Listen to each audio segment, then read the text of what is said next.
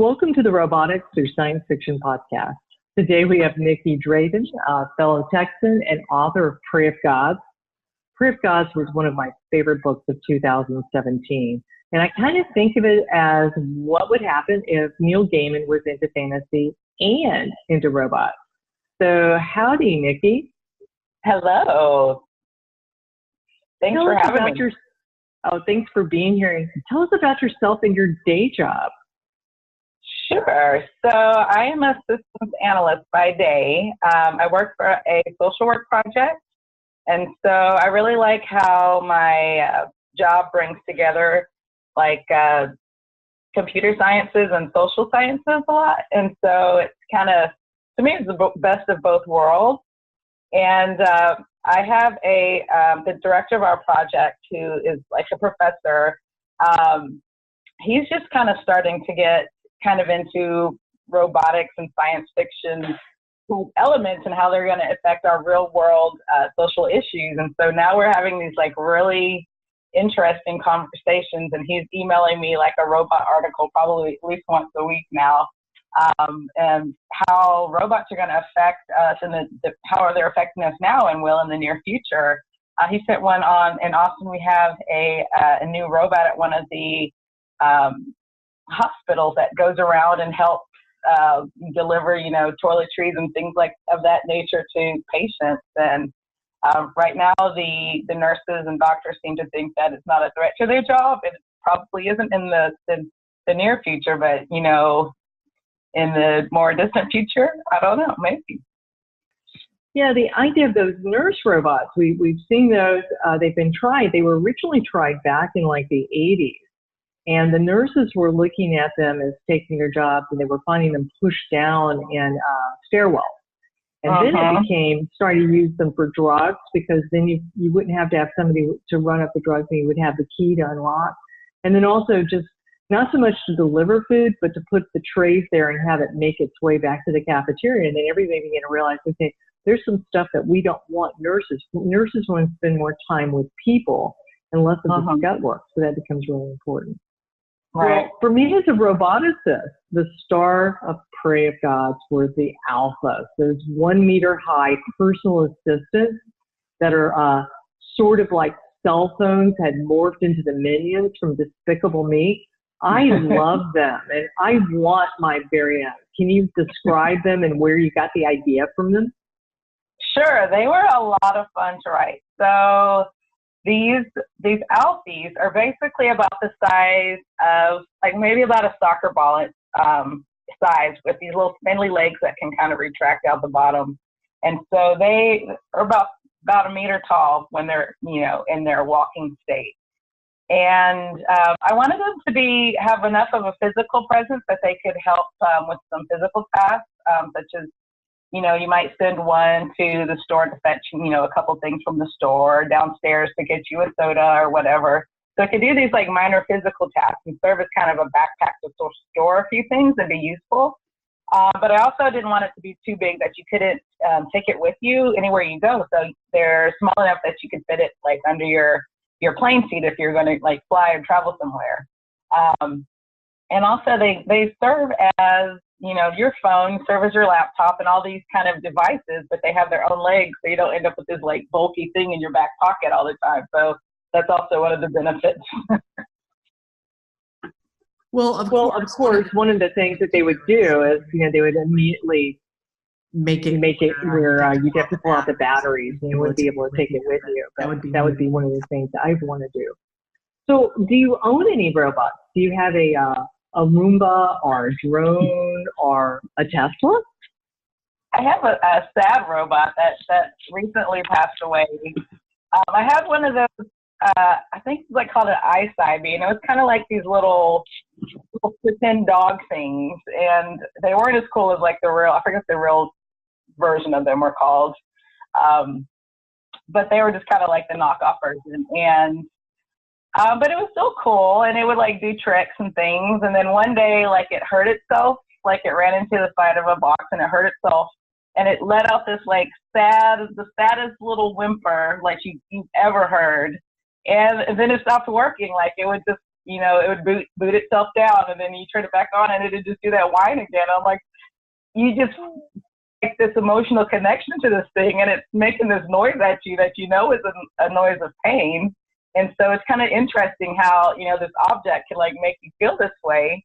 And it was kind of, I don't know, disturbing and also like very emotional. Like, I don't know, it's kind of hard to draw those lines. And that's just like with a very simple, like basic robot. And I can't imagine like how as technology advances, like how those emotions are going to get all mixed up. And I'm like kind of tearing up talking about it right now. So yeah, it's just kind of interesting where those lines are going to blur. Well, it is. And one of the alphas, Clever 411, holds a grudge in a really big way. And it's sort of the reverse of what you were seeing. I was like, oh, we feel really sorry for it. It's like, I'm mad.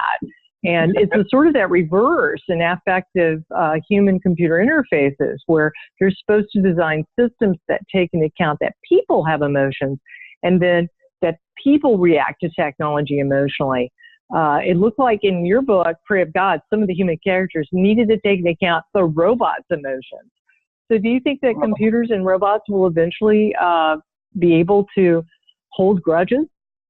I definitely think they do. It's a part of self-preservation, because if someone like repeatedly mean to you and abusive to you, you need to, whether you're a human or a robot, need to figure out how to get out of that situation and not want to be in that situation. Like you're talking about the nurse robots, they get pushed down the stairwell. And so for the sake of the robot self-preservation, I think they're going to have to like learn how to hold grudges and try to avoid people that make them feel bad or do bad things to them. And also, you start to think of, like the Amazon drone robots, they're pretty easy targets for people to, if they want whatever that drone is carrying, they're going to be like an easy target to hit.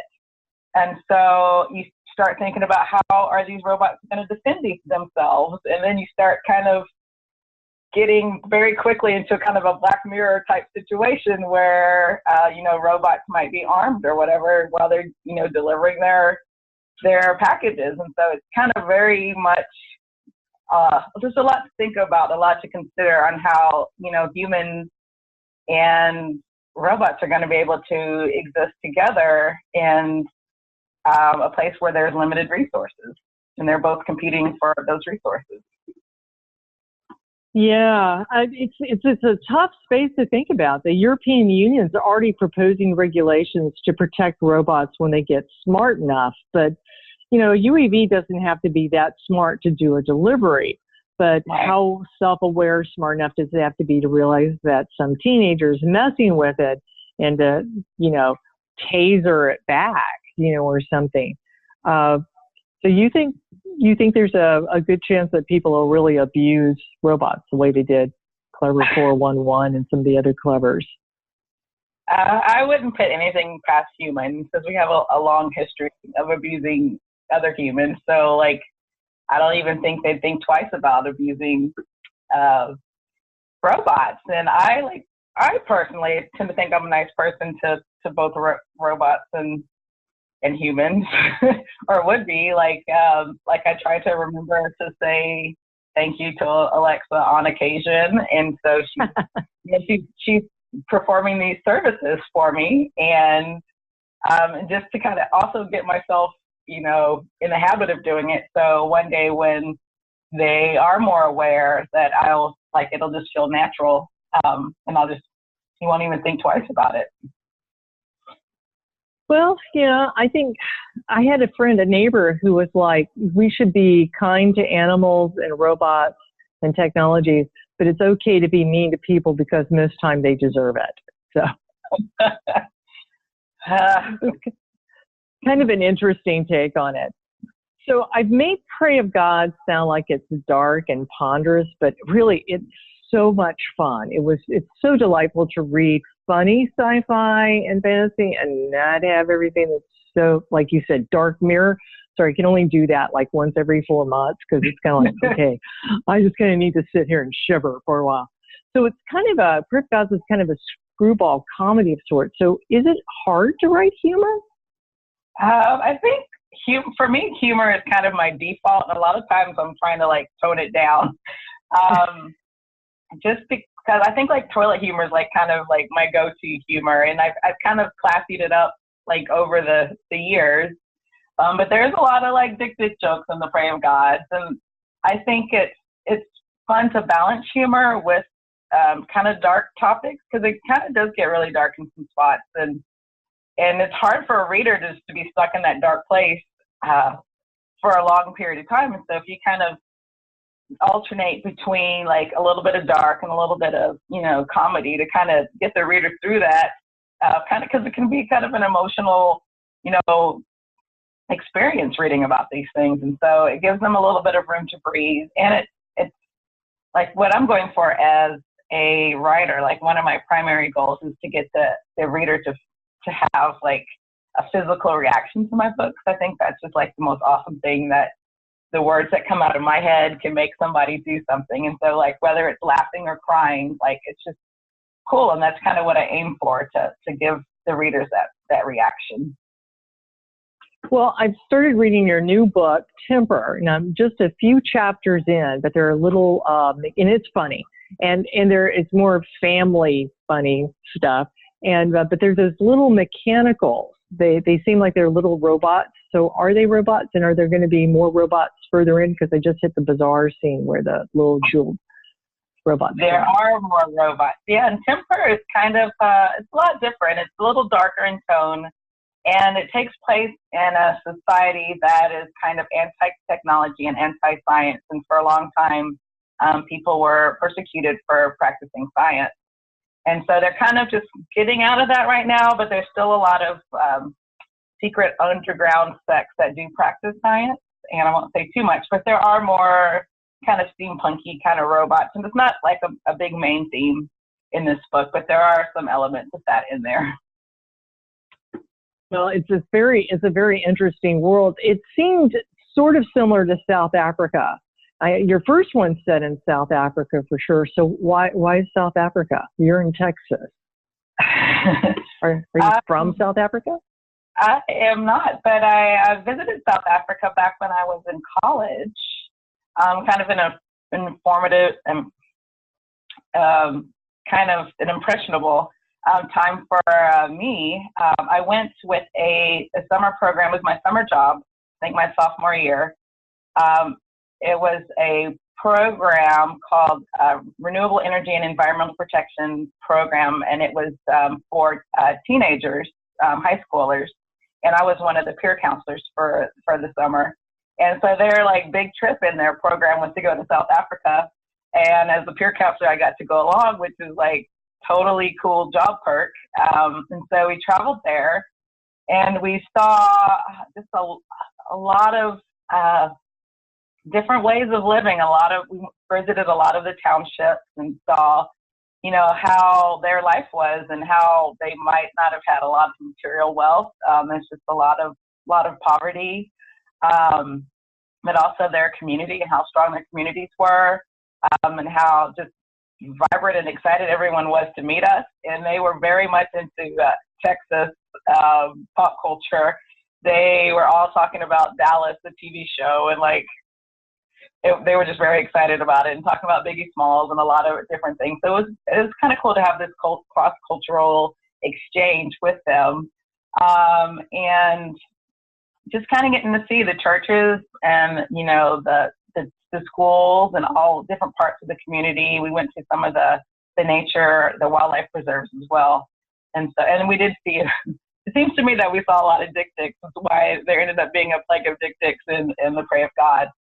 But I don't know if there were quite that many. It's probably like once or twice that we saw them, but it's just something that stuck out in my mind. And I was able to bring in all those little tidbits that I experienced and like stick them into the book in different places. And so in a lot of ways, it was kind of like a travel log of my experience when I went to South Africa.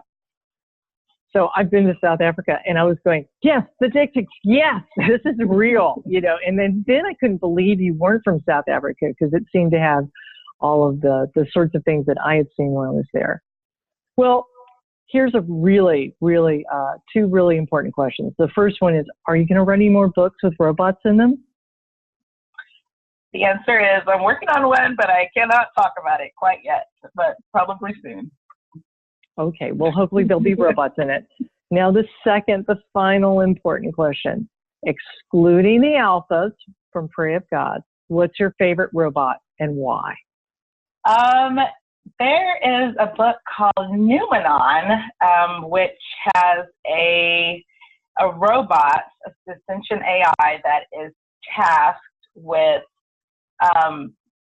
an interstellar convoy of spaceships going to this distant anomaly that they've discovered that is several generations away. And so this AI is kind of tasked with kind of like the caretaker and managing all of these people aboard the ship in a way that ensures that they get to their destination without any major drama and things blowing up, basically. And, you know, sometimes the AI has to make decisions that maybe the humans don't quite agree with. And so it was a very fun take on this kind of motherly AI and the relationships that it built, because it did need to work with humans to get some of its more controversial decisions put through. And so, like, seeing humans and this AI work together